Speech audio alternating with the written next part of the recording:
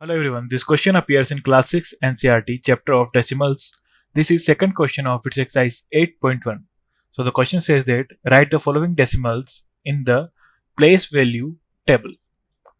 So first हो जाएगा हमारा, ये होगा 10th place, 1st place, 10th place, then further 100th place. सो हमें इनमें काउंटिंग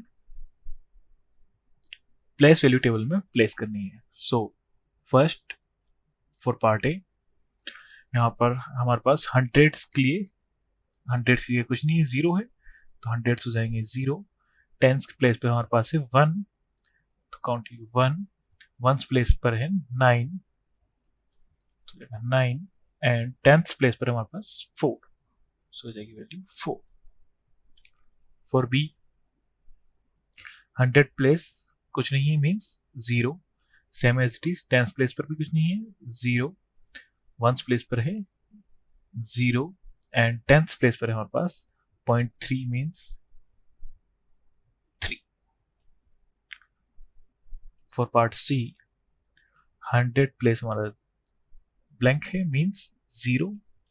टेंथ प्लेस पर है वन, वंस प्लेस पर जीरो, एंड टेंथ प्लेस पर है सिक्स, वैल्यू जाएगी six. And for part D, 100 place पर है हमारे पास, हंड्रेड्स पर टू, वंस प्लेस पर टेंथ प्लेस पर है हमारे पास जीरो, एंड वंस प्लेस पर है value five, and for tenth place पर हमारे पास है nine. So the value is 9.